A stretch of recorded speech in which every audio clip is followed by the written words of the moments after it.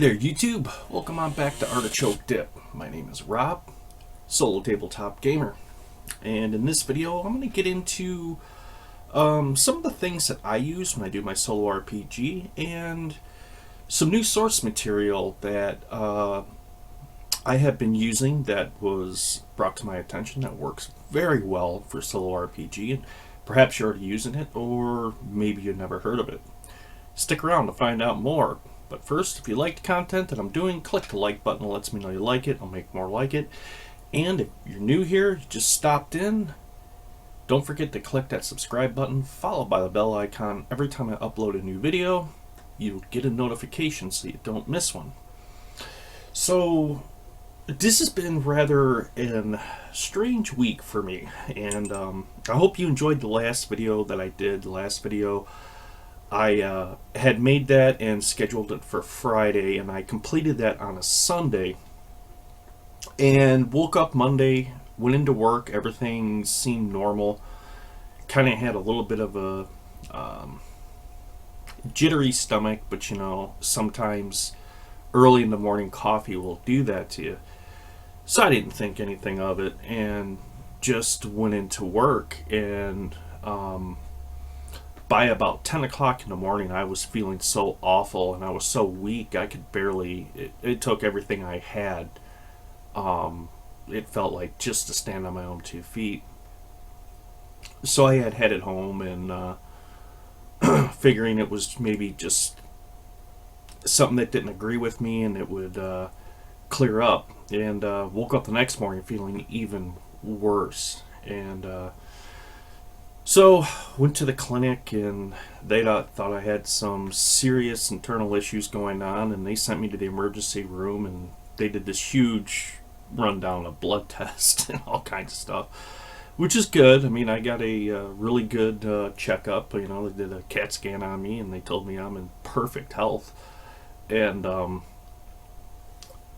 found out, they said, hey, you know, they told me, they said the colds are coming back and reemerging into the population, as well as viruses. And they said what you have is, they said you had a virus that has attacked your system and it has settled into your digestive system. And they said it's going to take about 72 hours for it to work through. They said there's not a whole lot we can do, but, you know, get a lot of rest, drink a lot of fluids.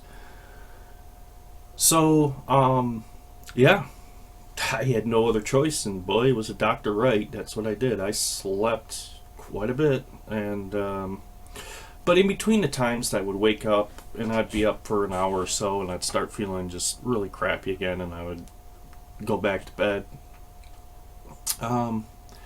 One book that was introduced to me, and a gentleman I'm playing a cooperative RPG with currently, he uses it and he loves it, and he introduced it to me and showed me how he runs it, and it worked very well. So I decided, you know, I started using it on an old school campaign, and this is an old setting right here, Test of the Warlords. My wife, and this is years ago, I mean, we're talking close to 10 years ago now, she came across the yard sale, and these people were selling a whole bunch of old D&D stuff, and just a whole bunch of gaming stuff. She bought everything and brought it home, and this was in that stack of books, and it was one of them. I thumbed over and I was like, okay, this is cool, and it kind of, you know, went onto the shelf, and I forgot it was even there. And when I was moving stuff around a few months ago, I came across it, and I'm like, huh, this is really cool. I really want to try it. And, well, this kind of gave me a different outlook on how I do pre-published adventures now, how I use them. In the past, I'd always say, go through it, read through it, take what you like, don't use what you don't like. And that's still, I still use that rule, and I still strongly suggest that for anybody out there who's a solo enthusiast and plans to play a pre-published adventure solo. But anyways, kind of got off track there a little bit. So in between, you know, sleeping for hours on end and getting up and rehydrating, being up for a couple hours and going back to bed, I started to read through this material that I had ordered, and I was really, really taken by it. Now, it's made from the Mythic system. Now, I'll be honest with you, when it comes to a game emulator, you know, I still don't fully really engage with all of Mythic. It's a different style, I should say, of gaming. It's more of a storytelling system, in my opinion, than an actual emulator to really help emulate the game you're playing, which is why I stick with the Scarlet Heroes, because it has an excellent game emulator in the back and tables and everything, but it runs very quickly. It's you're either going to be using a 20-sided die, percentile die, or your D8, and sparingly your D6, but typically it gives you enough results to make gameplay very quick, exciting, and keep things moving forward at a pretty decent pace, to where you're not getting bogged down a whole lot with other questions of chaos factors, so on and so forth, to go to a chart to give you a yes, no, maybe, probably, don't know type of answer. This table is just a quick oracle. You roll a 20-sider. It's going to be a no, a yes, and a yes with a twist, a flat out yes, a flat out no, or a no with a twist. And more about that later. But so, that's my go-to game emulator that I use all the time, and I really, really like it. And ever since I got my hands on it and I've used it, it's all I've used. And I don't foresee breaking away from that anytime soon. It's just, it really caters to the way I enjoy to play my RPGs. And there's nothing wrong with Mythic whatsoever. It caters to, there's different types of, I should say, role-playing experiences. Some people, it's all about the story and development of the characters. And with other people, it's more about the world, conquering the world, and moving the story forward at one achievement at a time, rather than delving just deeper into the character's evolvement. So it all depends on what kind of RPG player you are, and what aspects of RPG you really enjoy and you want to draw upon. These are my opinions, of course. I'm sure everybody out there has a different take on it, what they think of Scarlet Heroes compared to the Mythic system and any other game emulators that they may be using. But that's the thing about solo experience. You have to find what works for you and you really enjoy and you have fun with it. Don't bank on what somebody else is doing because they enjoy it and they like it for their taste of gaming, that it may work right for you. That's where, when it comes to the solo experience, you're kind of like a mad scientist in the lab, mixing beakers of different chemical concoctions together to see what works. And once you find it, you're going to have a lot of fun with it, and you're going to find the solo experience can be a very, for me, it's enjoyable. I really like the solo experience. The cooperative experience is a lot better. The old school way of having just one person being the game master or the dungeon master and overseeing everything and being the end all decision maker and over everything is just not my style of gaming, and I don't really enjoy it. Anyways, I'm rambling. Let me get a sip of coffee here and let's get into what I am talking about here. So,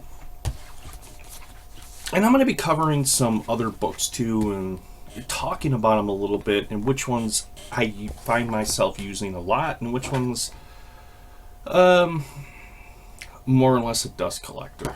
But this one, The Adventure Crafter, Now, if you have never used this and you're a solo enthusiast, even if you're using the Scarlet Heroes system, you can still use this. This is designed for any type of RPG game you can imagine, but it's not an oracle. What it is it's an extremely structured way how to perpetually move the story narrative and the plot forward with characters and NPCs, and ultimately it gives you a time frame, which is nice for me. One of the issues that I have, and I've always had with RPGs, is sometimes I can bite off more than I can chew. And I can create a campaign and months go by and I'm nowhere near completion of it. And for a lot of people, they may lose interest in that. Examples are, you see it in video games as well. People will get into a vast video game like Skyrim as an example, or Fallout, that are more RPG elemented, huge world, wide world open type of games. But after a while, day after day, week after week of just constant exploring and really not getting any resolution, it gets stale. And they move on to other things, and then they come back to it later on and pick up and move on from there. Well, I found that was one of the issues that I had with my solo experience, was I really didn't have a good time structure put into place. This really helps you out with that, and this really, I would say, if you're a solo enthusiast, before you run out and buy more random tables, before you run out and buy more core rule books of anything, invest in this. Check this out. You can find this. You can get it on Amazon. I'm sure you can find it on eBay. You can find it on RPG Drive-Thru.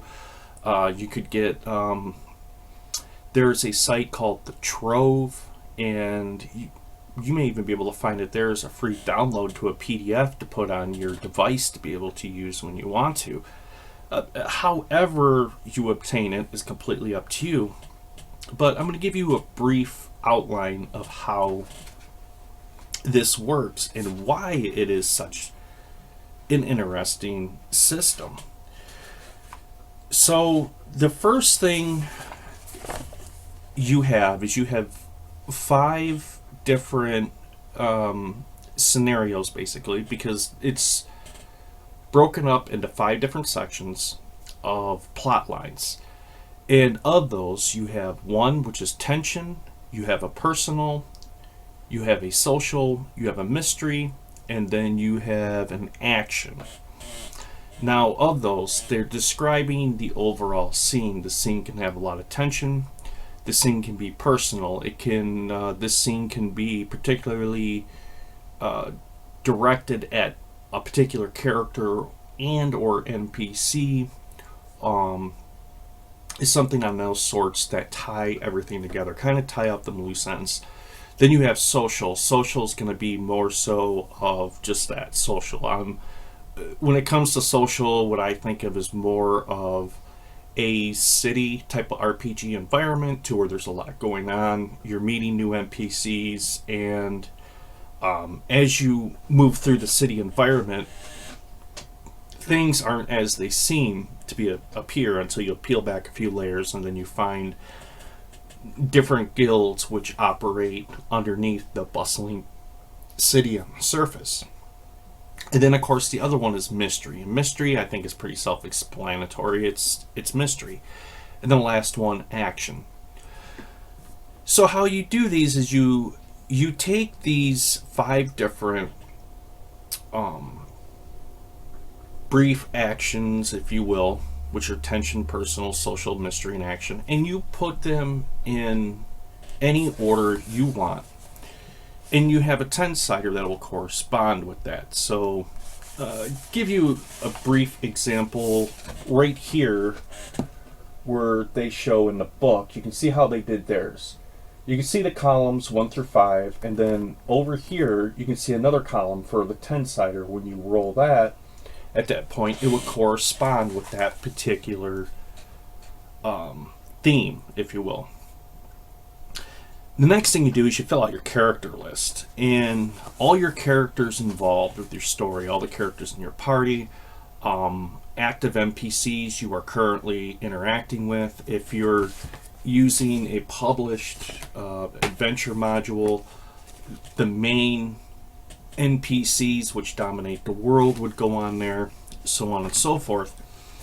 And then that too, you're given a list, and if you look at that list right there, if you look to the side of it, you can see how it's numbered: 1 through 4, 5 through 8, 9 through 12, so on and etc. And it just keeps continuing on from there, which corresponds with a percentile dice roll.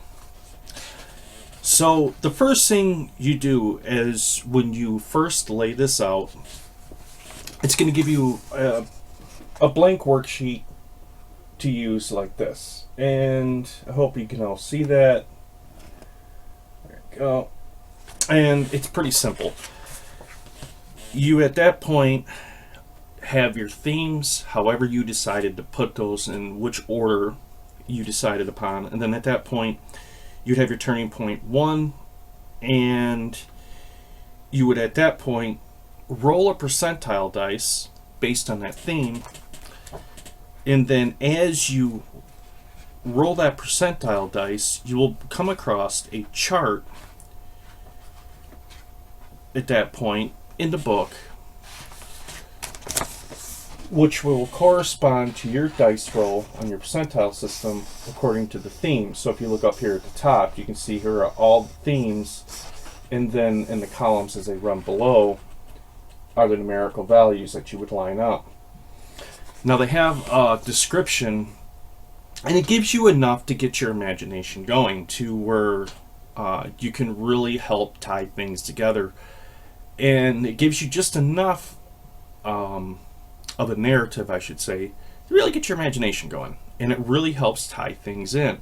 As a matter of fact, it will take your game to areas that you normally would never imagine taking your game to, and which is interesting because every time you sit down to play, you don't know what's going to happen.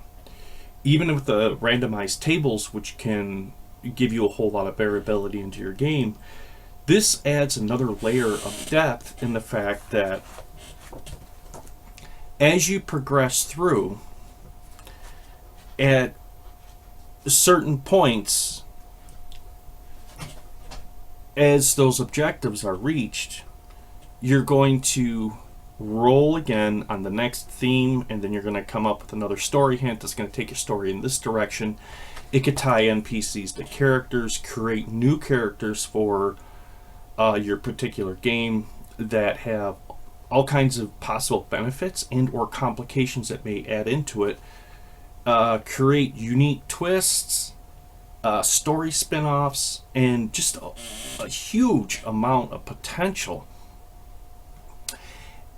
It's hard to explain. How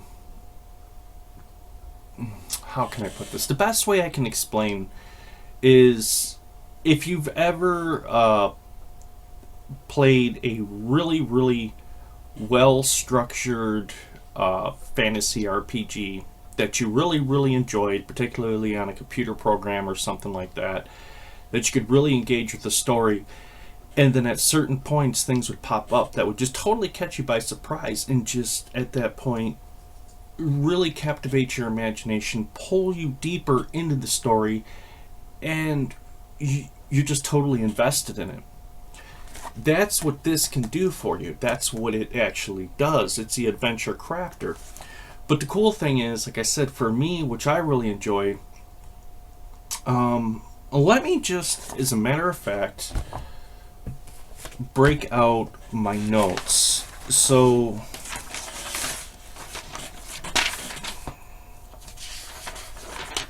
I keep my stuff pretty simple. I just, at that point, here's currently all the characters, NPCs involved in the game. I've only had a couple of game sessions. As you can see over here, I have my themes numbered, how the way I do it. And the first one being mystery. No, I'm sorry. Even the first one being tension. I'm sorry, I rolled the 10-sider and I came up with tension first. So I used tension first, even though I allotted mystery in the top column. But to randomize it a little bit more, I decided to leave it up to the die and to go from there. And the first one I came up with was tension, which is in the little story snippet that it gave me was called Out in the Open.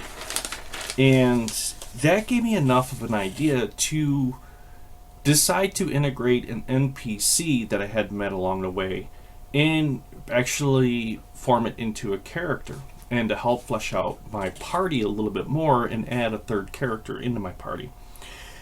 And the brief narration I put in there was, upon confronting Luna Glaves, Gisborne Silveroak is confronted by the Druid Circle, shunned for being a half-elf. Gisbane is given an opportunity to recover the staff of Devanka, a staff made from the femur of Sefrina, a mighty warrior who had fallen in battle. The staff was constructed by Dorian Xavier, an evil necromancer that used it for blood magics.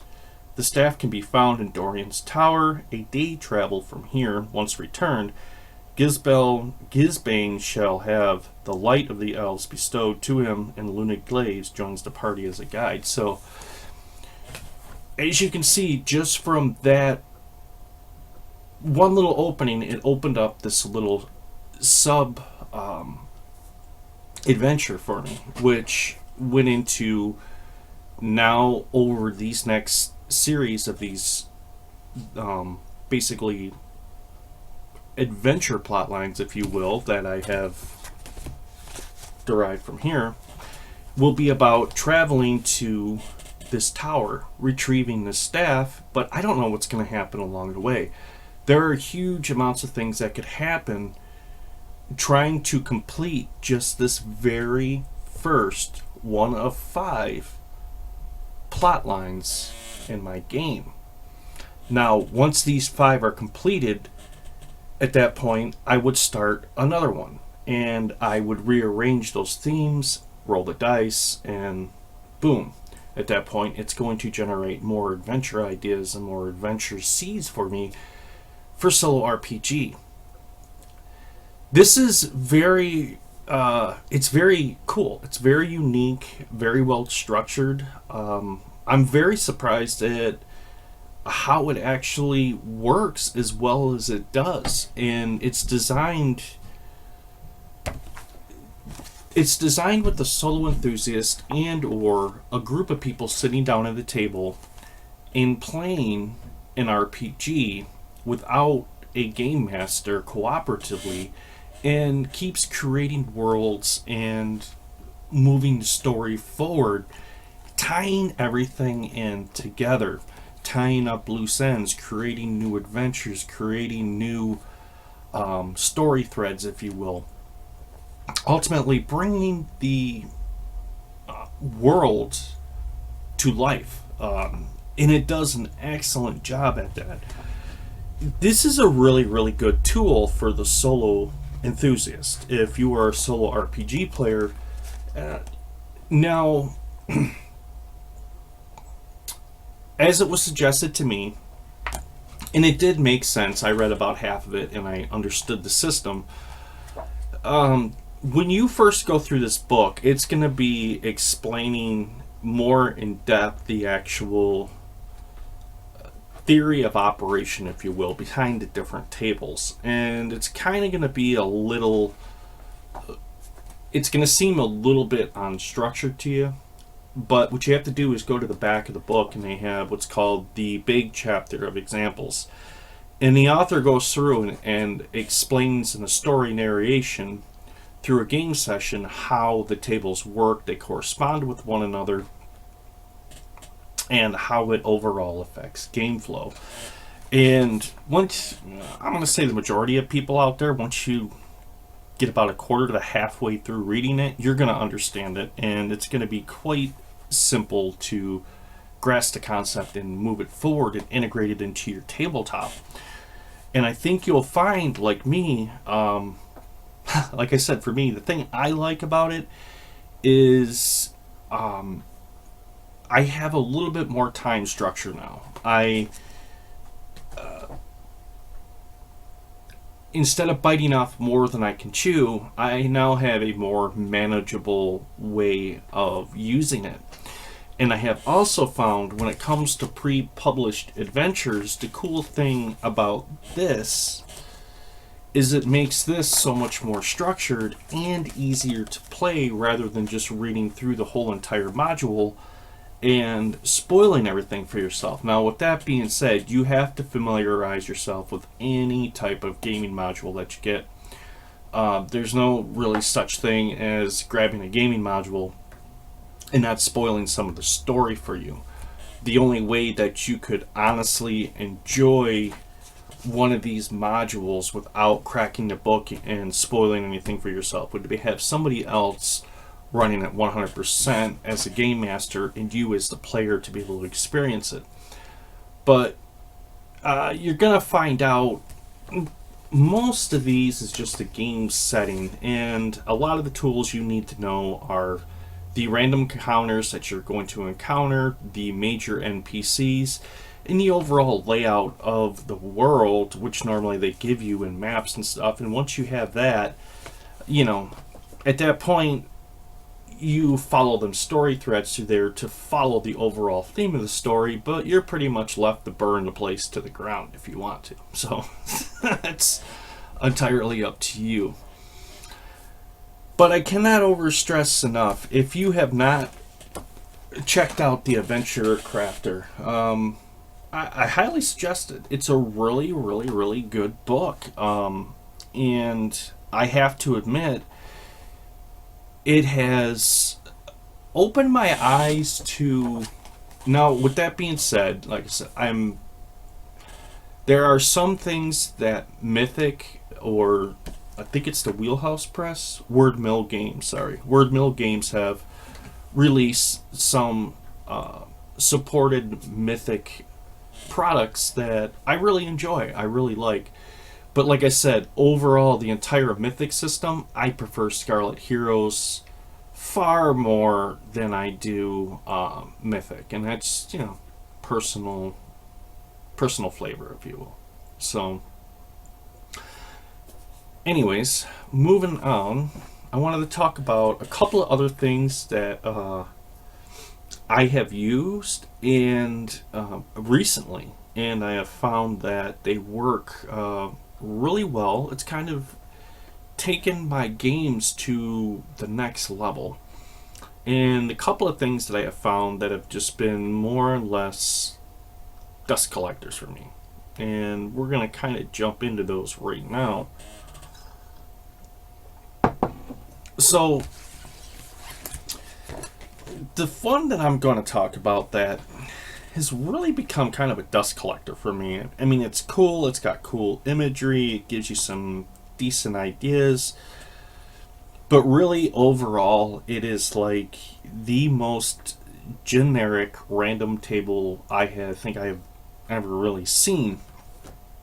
And I'm just, overall, I really wasn't satisfied with it. I thought it left much to be desired, I'll put it to you that way. And that is the Lazy DM's workbook. Now, for some people, they may really, really enjoy this. It was, this is printed for 5th edition, which is the most current edition out there. But considering it's a D20 system, it's compatible with any RPG that you can think of, you could use it for. But I just found that the randomized tables that they give you in here are really, really kind of dry, if you will. It lacks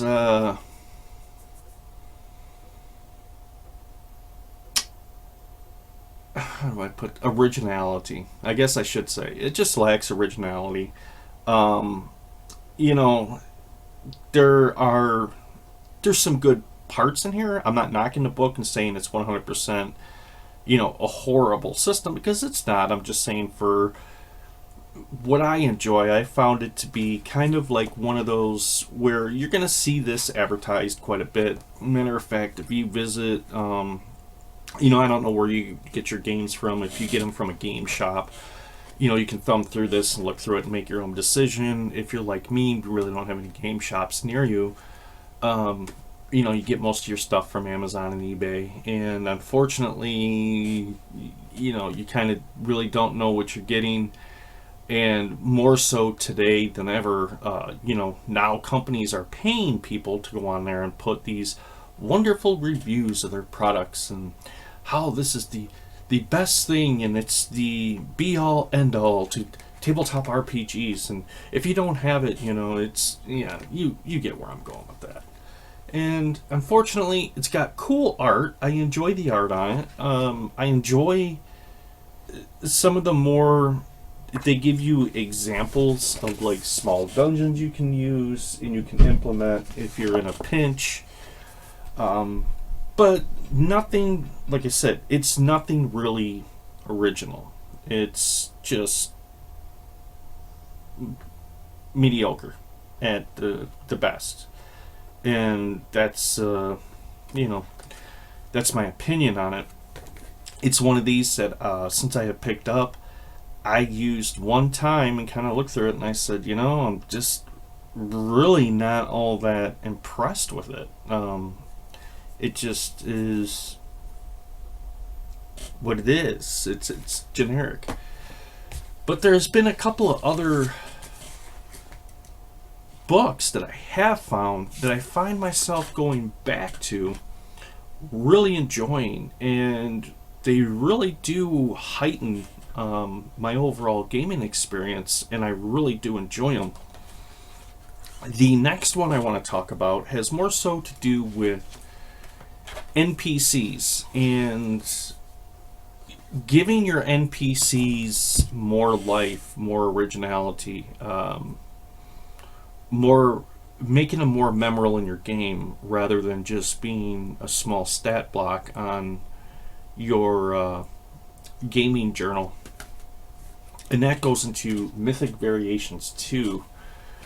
Mythic Variations 2 is just, it is a engine to help create and run NPCs for you, but keep it very randomized and almost like a separate entity, if you will, from yourself in the game. Now, it's a decent system. For those of you looking to create more memorable and better NPCs for your game, this is a good book to pick up and go over, familiarize yourself with, and try it with a few game sessions, and you'll find it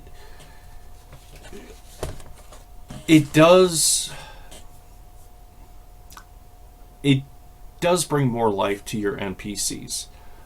With me, though, I have found the NPC generator in Scarlet Heroes, and typically how I will run this is I will form the idea from Scarlet Heroes of the NPC, get the memorable traits, the overall behavior, which this does the same thing. This will go into behavioral checks, and it basically, Scarlet Heroes gives you a very linear, simple way to create an NPC.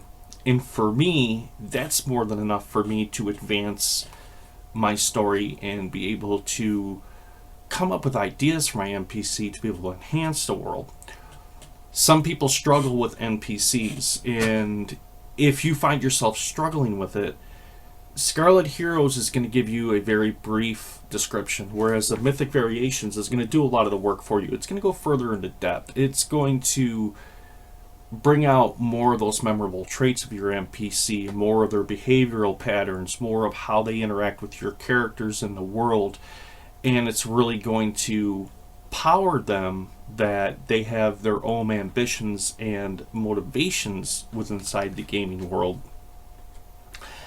And towards the back, of course, it gives you have the big example, and with any of these products that you pick up with Mythic, it's well worth it to sit down and invest the time to read through the big example, and they will show you how they use their system. And typically, I really wish it would have been. I'm the type of person that likes to sit down and read the book, and as I'm reading through the book to learn it, rather than getting more into depth in the theory operation of this particular table just to get to the back of the book and have to learn, okay, this is the theory of the operation, now let's show it in gameplay and give you an overall better idea of how it works. But I understand when you're dealing with this type of gaming where you have multiple tables that will ultimately factor the outcome of this event, how it can get a little don't want to say overwhelming, but complex. And if you don't have a good understanding of it, you could use the tables as are. There's no problem with that, but you're basically shortchanging yourself by not reading through the big example and actually learning the way that it was intended to be used and integrated into your game system. Now, I have to admit, Mythic Variations 2, it's okay.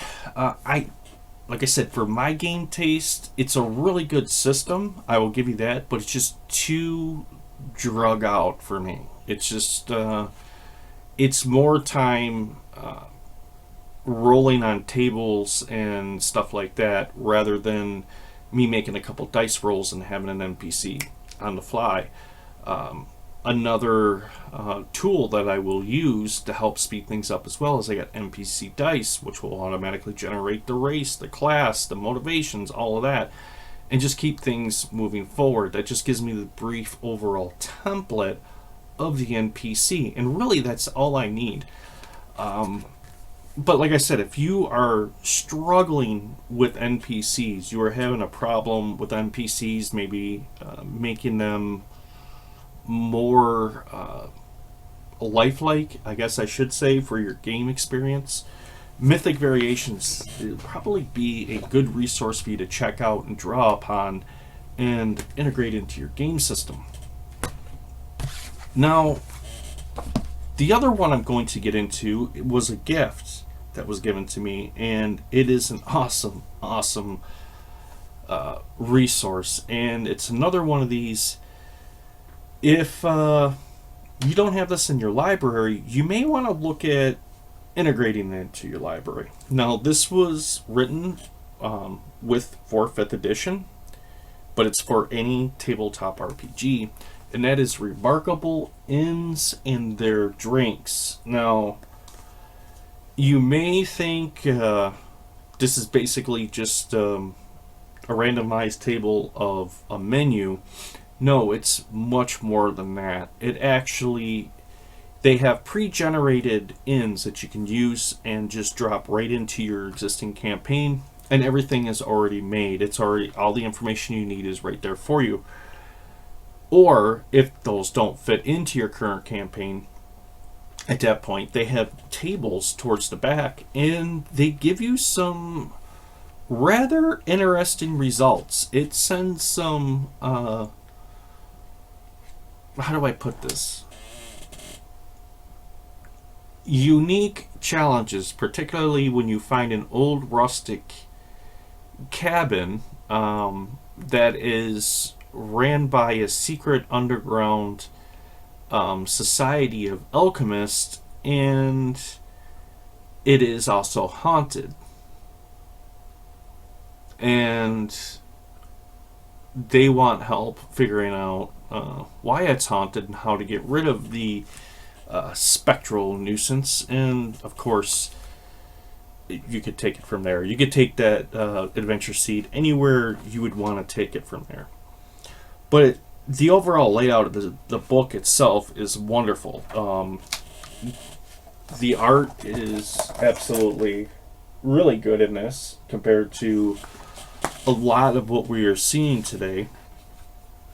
Um, but the thing, like I said, the thing I really enjoy about it is the randomized engine in the back, and in the fact that I can create some very unique settings for my characters. And also, when I populate areas on the map, I can really, I have found by using this, I increase the amount of NPCs into my game, and increase the amount of NPCs into the game, of course, spin off more of these mini story threads that go in different directions, and at that point ultimately turn into more adventures, which turn into more story threads, which you can see where I'm going with this. It overall helps enhance the game and bring more things to life. Now, Remarkable Ends, man, that was such a great gift. Thank you very much, Lance. That is definitely one of the top 10 books in my library collection right there, is Remarkable Ends, and it's one of them that I find myself using a lot, quite a bit. But moving on from there, I want to talk about some of my more used random table books that I find that are pretty decent, and I use them quite a bit. Some of them are new into my library, and at first glance, I was kind of like, did I make a mistake? But after a couple of solo gaming sessions with them, I found that they're really good. I'm really surprised. As a matter of fact, some of my older randomized tables that I've used, I have shelved those for these.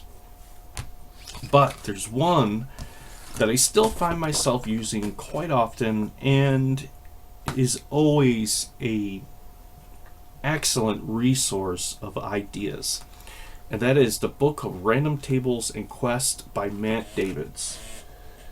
This book,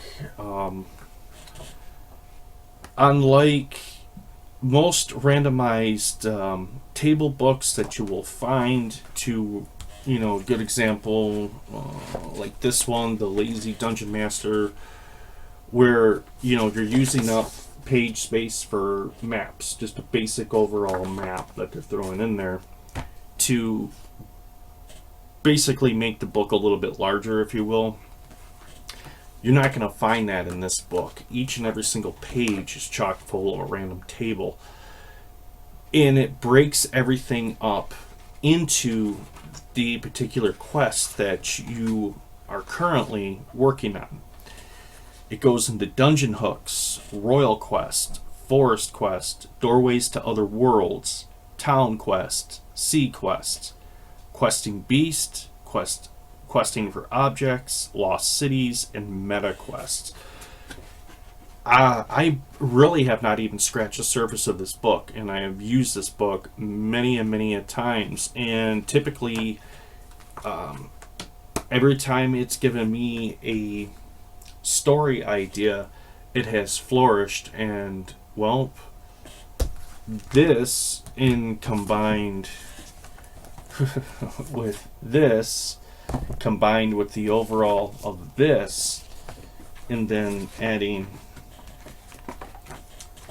this in as well, really makes for enjoying gaming sessions and a lot of fun. It's a different way, even as I have approached solo RPG and thought about it, and I have to admit, I enjoy it. I have finally, how do I put it, as the mad scientist speaker, tweaked everything into the way that I want it for my gaming sessions and enjoying it. And I'm just sharing some of these with you because maybe some of you out there have never heard of any of these books, and it could be things that may help with your libraries and help bring your gaming sessions to life. Now, the other one I want to pick up, this is relatively new, and this is the RPG Random Tables Collection Book 1 by Paul Bellow. Now, the thing I enjoy about this book is this is completely detailed towards the genre of gaming I enjoy, which is fantasy. So this whole entire book, all the random tables, are just strictly for fantasy settings, which I enjoy. It's a great resource. It's given me a lot of good ideas. It's really kind of added more to my game, more so than I would have expected. And like I said, when it comes to random tables, think of them as like salt and pepper on your meal. You just want to sprinkle them lightly across it and season to taste. That's how you want to use random tables. You don't want to base your entire game session completely 100% on random tables. Otherwise, you're going to have an incohesive dialogue that's going to be extremely hard to follow. So, yeah, you want to use them gingerly across your game sessions to answer particular questions, or perhaps to enhance NPCs, or at that point to add a little bit more mystery or intrigue into that guild, or the how do we put this, to mysterious happenings that are going on in the sewer systems below the city your characters are in. That's how you want to use them. But if you are like me, you enjoy fantasy settings, you find yourself coming back to fantasy settings more so than sci-fi or modern or horror or any other type of genre out there, fantasy is where it's at and you enjoy it. This is one I think you will find you will use quite often. You'll go back to quite often. There's a lot of good stuff. There's a lot of original stuff in here that's what really drew me into this, is the fact that a lot of originality to it, rather than just a cookie cutout random table of anything realistically you could find in a randomized table in the back of the DM's guide that they've pretty much just kind of copy and pasted, but give you more original ideas to help elevate your game and take your game out of that cookie cutout idea of how it's been marketed out there, and make it more unique for your own game table and make it your own game. And I have to admit, this book of randomized tables really does help with that. I like the layout. I like how everything about it it goes. I mean, it's instead of let's do some exampling here so you can see what I'm talking about. So instead of using the basic randomized table of, let me get to random town events. So instead of just the basic one word, it's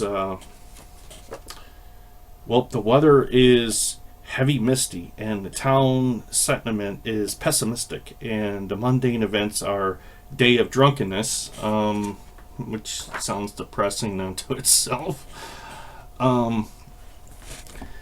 This one goes into a whole lot more. It gives you, each entry actually gives you a paragraph or two of reading and gets far more into depth and adds far more into that randomized table. So it's more or less like an adventure seed. It's going to give you a lot more so than, well, a cloudy, dismal town that all the people are down on their luck and they're all drunk. That just sounds depressive. But the last one I want to talk about,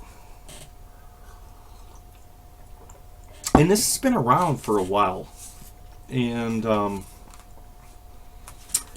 I had seen recently it was marked down in price, and I thought, what the heck, I'm going to give it a shot. I got nothing to lose. and it's called Table Fables. Now,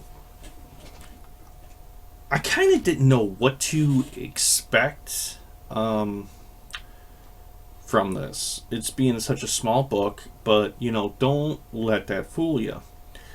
This is actually a really good randomized table, and I find between these two randomized table books here that I have minimized from what I used to use, which is a stack like about that thick, because it covers all the questions and different scenarios I like for my gaming. I'm able to utilize within these two books, and they give me a lot more information than the old school way, even the way that I used to do my randomized tables, which was just one word, one basic word, interpret it from there. Boring. And whereas if this takes it to a different level, it really does. It makes gaming, particularly on a solo level, a lot more enjoyable.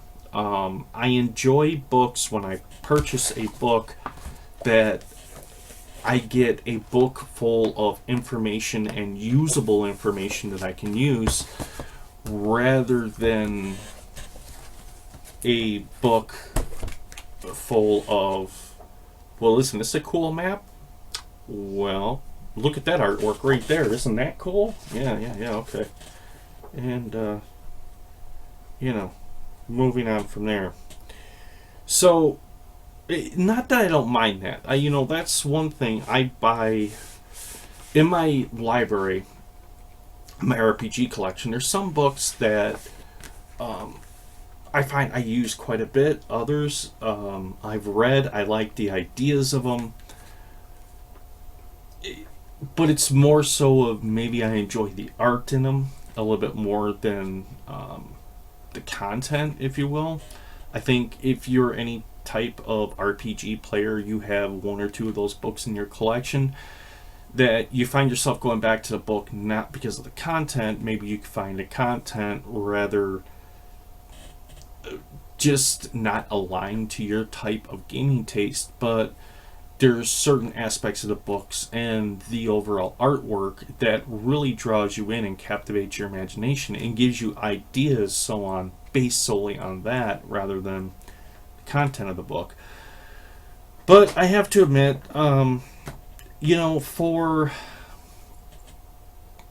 let me just put this out there. For somebody just getting into tabletop, they're new to it, and they're trying to acquire randomized tables and stuff like that for a solo experience or a cooperative experience. Don't get me wrong, this would be a good source for them. It would be a great starting source for them. But that's exactly what it is. It's, in my opinion, it's geared more towards a beginner RPG player rather than people that have been around RPGs and different RPG systems for a while. We want something that's got more sustenance to it. We want something that's going to give us more bang for the buck and be able to help us engage with that game even more into different worlds rather than just basic overall cloudy day, town is pessimistic, and they're all drunk. But that unto itself could be an amazing adventure if you were able to tweak the dials, we'll say, in the correct ways and get everything moving in the right direction.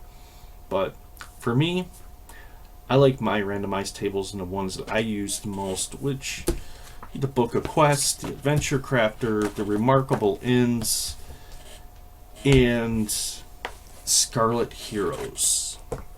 I find myself going back to, and of course the new randomized tables, the Table Fables, and the Random Fantasy Tables one by Paul Bellow, which are very interesting, to say the least. And I have to say it has streamlined my gaming, way better, much better. one of the unique things, and I am currently waiting for my friend. He is feeling a bit under the weather, so he's feeling a bit under the weather, and recently they had to put their dog down. Which, if you've ever had to go through that, it's just uh, it's a rough experience. I had to go through it, and I don't ever want to go through it again. So I feel for him. My heart goes out to him. So, well, yeah, gaming wasn't really on the table. I think it was going to be extremely hard for him to keep his mind focused on any type of gaming whatsoever. So, can't say I blame him there. But the cool thing was playing cooperatively with him, and was the fact that being able to see how he uses his solo tools to bring to the tabletop, and using mine, and overlapping those two and coming up with a more streamlined way of playing. And I have found it, and I'm very, very happy with it. And it's very interesting. It really has changed my mind, and changed the way how I look at pre-published adventures now, compared to the past, where it would be, I would just read through it, take what I like, and throw out the rest. Where I found myself making homemade adventures and just everything randomly, to keep everything to where it's a surprise. I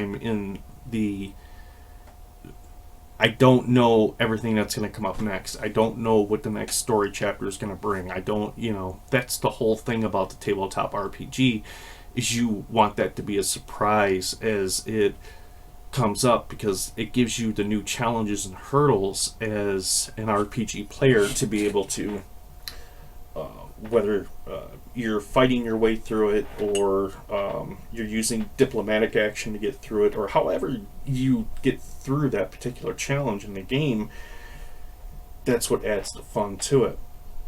So I think in the future I'll probably be playing a lot more of these, considering the Adventure Crafter really does help a lot with that.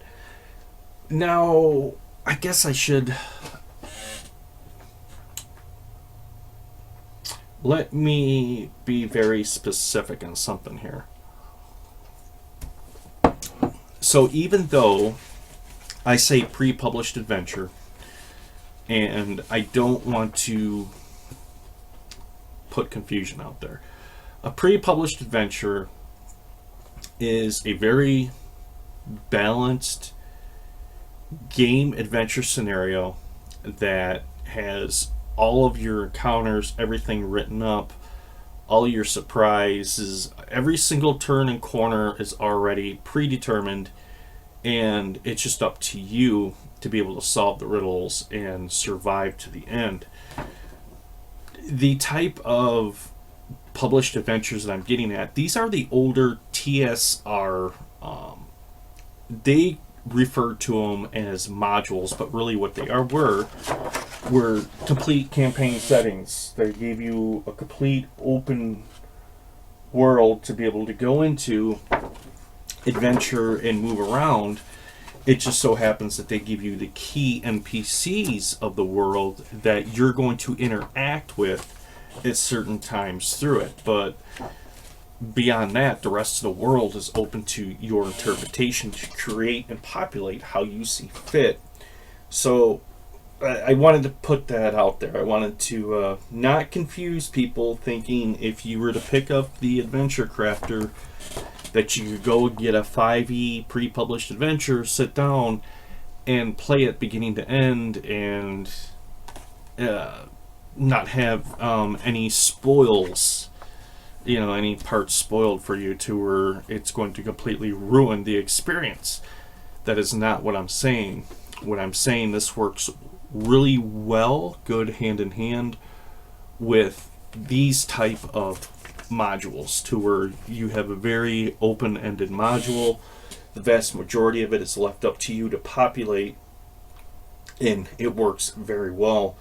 when it still comes to a pre-published adventure, like I said, where everything is predetermined and written in ink for you to read, I still highly suggest that you go through it, you read through it, you decide what part of it you like, what part of it you do not like, and go from there, because I have found personally, my gaming experience is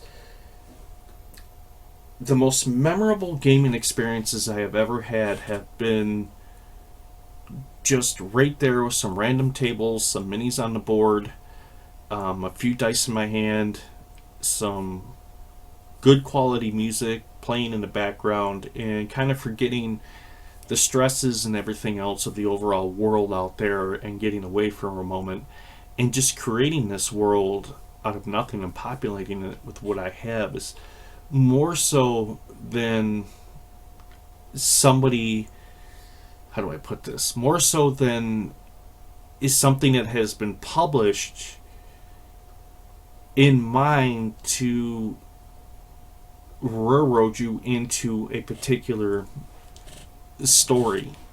And it's really what it is. You're just following somebody else's experience that they came up with and an idea they had, and they had fun with it, and it's been edited and play tested and over again until it's been found that it's been balanced and then put into publication and released, which unto itself can, is good. Don't get me wrong, it's good. If you're new to RPG systems and you're playing in a group currently, those are good tools for you because you learn how an RPG session should be ran, how to keep the momentum of the story going, how to balance the encounters compared to the party, how to integrate all these things that goes into a tabletop RPG, which is good. But you're going to find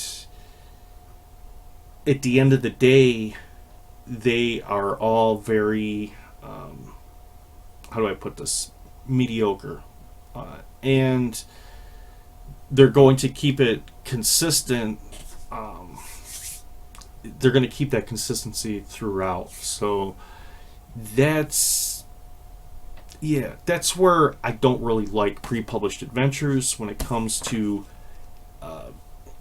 they call these modules, I know them as campaign settings, but that's what they call them in basic D&D. They call them modules, and there's a lot of good ones still out there floating around from the very beginning if you can get your hands on them. I know they're getting harder and harder to find these days because everybody's bought all this stuff up, but the Test of the Warlords is quite a unique setting in the fact that so for many of you out there who may be thinking that Frosthaven is a and I'm wondering how they're going with this. We had Gloomhaven, and I think they're going into Frosthaven, and there's this I think a misbelief maybe, or maybe it's just me, I don't know, but gets into that Frosthaven is this brand new thing. I think even some people may look at 5th edition D&D and thinking Frosthaven is this great new idea that has sprang forth from the imaginations of the gifted RPG writers guild, if you will, onto the population, when in fact Frosthaven has been around for quite some time. So always since, if I can even find a copyright on when they printed this sucker. I know this is old because you cannot get your hands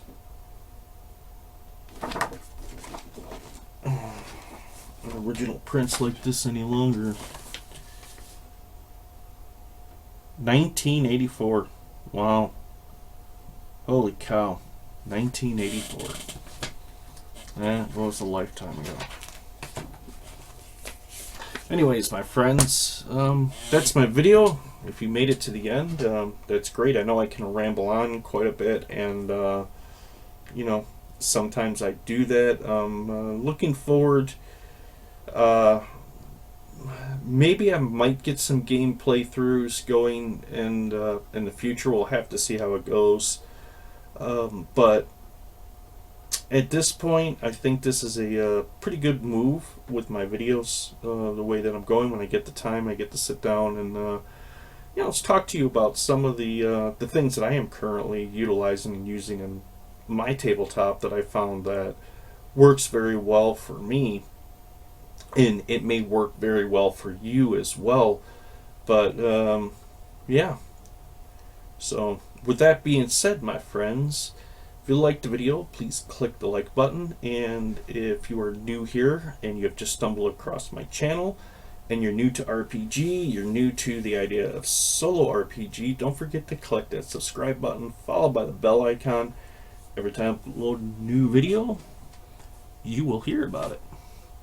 Alright, my friends, this is Artichoke Dip, signing off.